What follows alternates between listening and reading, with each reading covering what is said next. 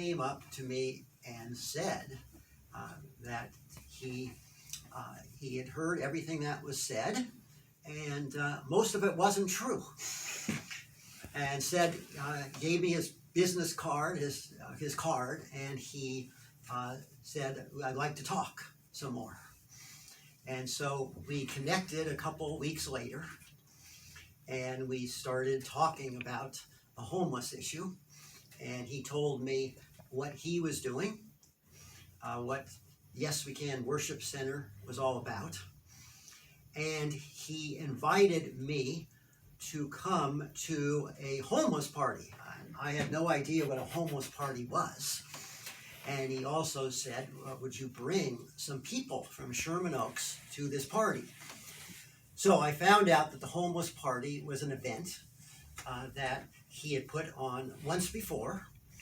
And it was, he brought homeless people from Skid Row in Los Angeles to a church parking lot, and had an afternoon where they would be fed, and there were services available, and there was entertainment, and there was clothing available for them. And so I asked around the community in Sherman Oaks, people I knew, and I got 2 other volunteers. And we went in a morning, on a weekend morning in September of 2019, to the McCoy Baptist Church in South Central Los Angeles. We went there early before it started, and we said, we're here to volunteer. And so the 3 of us came there, and we were greeted by the other volunteers at the church. They were very well organized, and they put together, they had food, they had clothing that had to be separated into men's, women's, and children's clothing. They had to set up everything in the parking lot. And then the homeless people were brought in by bus from Skid Row to the event. So that was my introduction to the Yes We Can Worship Center, to Pastor Manning. That day, volunteering at the homeless party. Then from there, I saw the work that was being done. Pastor Manning had videos of his work at Skid Row, and I would see them on Facebook or YouTube. And so I became involved in the organization. So we formed an advisory group, mainly of pastors, and there were some others.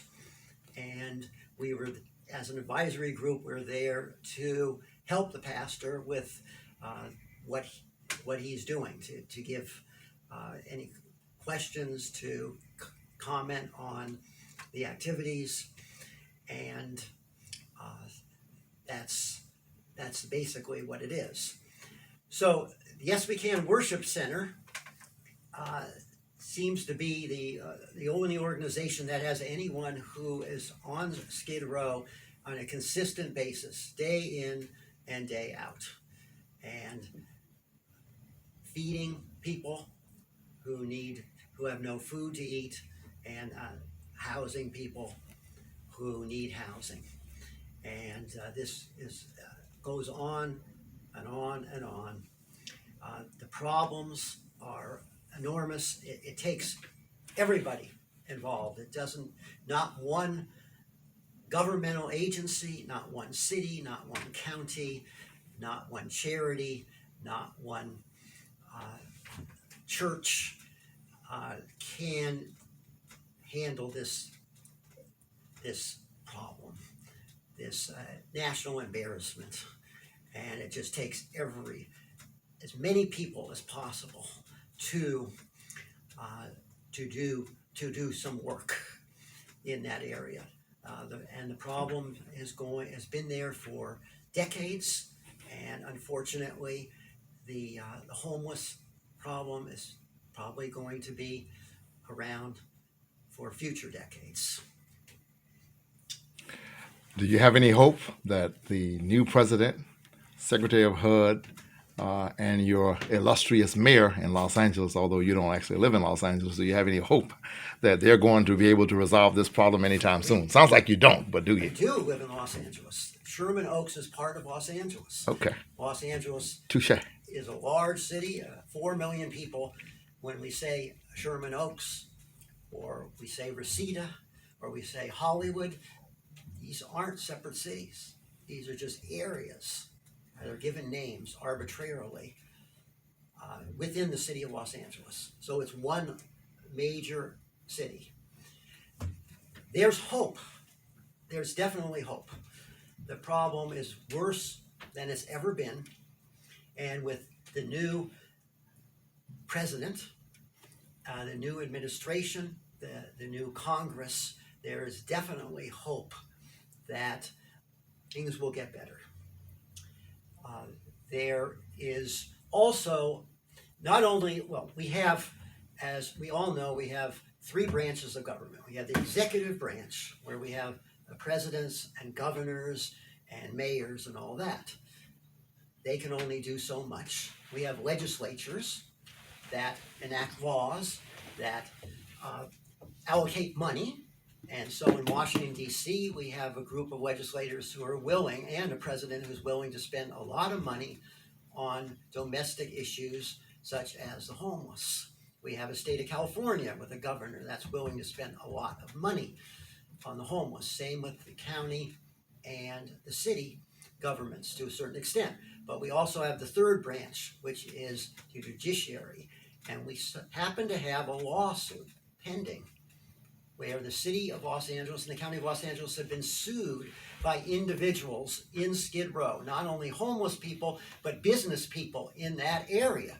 And basically, they're asking a federal judge to get involved and to order the city of Los Angeles and the county of Los Angeles to take action to solve the problem, to help these people. And so you have now a third branch of government, the judiciary, who is pushing the city and the county of Los Angeles in this lawsuit, who is an activist judge, who walks Skid Row to see firsthand what's going on, holds hearings in and around Skid Row. You have a judge who's pushing the governmental authorities to make changes. So, because you have all 3 branches of government pushing now, things are going to change. They'll change for the better. And so there is hope in the future. Okay. And so my final question would be, tell us, because I'm always getting requests from friends of mine who want me to get you to get their kid to be an intern or what have you. And I try to tell them that you probably haven't been inside a courtroom in 20 years. So tell us very specifically what kind of law you practice and what you do on a daily basis. Just about John Eisen now. What I do, when I first started practicing law, I did, you name it, and I did it. I did everything. I've been to every single courthouse in Los Angeles County. Okay, so before you get to my main answer, since you went there, I do want you to share one story, very important story, about you were representing the person who was mentally ill, and apparently you gave him a few pointers on what would happen at the hearing the next day, and he gave this eloquent, you remember that story? You got to tell that story. Sure. Tell that story. I'll tell you that story. All right. So when I was in law school, there was a program where law students would represent mental health patients in civil commitment hearings. Because by law, to be committed in a mental health institute, forever how long it was, you had a right to counsel. Mm-hmm. Well, somehow they allowed law students to be that counsel instead of attorneys. And so I would go into the mental institution many years ago and speak to my patients, and speak to my clients who were in the mental institution. And then we would go to a hearing in which a judge would make a decision. Should this person be released or should they be committed, whether it was for 14 days or longer at the time. And so one day I was escorted to the solitary confinement cell within the mental institution. And there was a man strapped to this metal table, Okay. his wrists, his ankles. And I described to him what was going to happen the next day at this commitment hearing. And I discussed with him, I told him what the law was, and I told him what the strategy was to tell the judge why he shouldn't be committed. And we discussed things prepared him for the hearing for about a half an hour. And so the next day we went to the hearing, and so the judge heard from the psychiatrist who said, yes, he definitely should be committed, and wanted to hear from the patient. And so the patient said, may I address the judge? And the judge said, fine. And I heard the most eloquent speech ever. My whole career, I've never spoken so well. And I don't think I've ever heard an attorney give such a thoughtful, eloquent speech to a judge, plea to the judge. And this person who was strapped to the table told the judge, he said, this is what the law is. He remembered what I said. He utilized what the law was, applied it to his situation, and argued he should not be committed. Brilliant argument to the judge. I've never done that. He was committed. But anyway, so after years of doing, you name it, I've done it. I finally got a niche. And so my niche is what we call commercial leasing. So I represent primarily tenants who go into shopping centers throughout the United States. And they rent space in shopping malls and other places. And then I have landlords who also have commercial properties that rent to commercial tenants. So that's what I do. I do commercial leasing work. Okay. And that's my niche. And so that's all I do 24/7. And so you don't go to court and you don't need an intern. So I don't need an intern. I do everything myself thanks to technology today. Okay. I do everything myself. I need no secretary, no assistant, do my own billing, do my own documents. Okay. Everything. I'm able to do everything myself. And exactly how much money do you make? I'm just kidding. You know, I had to throw that in there. Did you see the look on his face? He was like, no, he didn't. So that's all I have, John. Jake, can you think of a question that we should ask John? What I do want you to do is introduce yourself with your name, Okay. and your title. So I'm John. Here's my title. You know. You mean title with the Organization? Worship Center, the organization.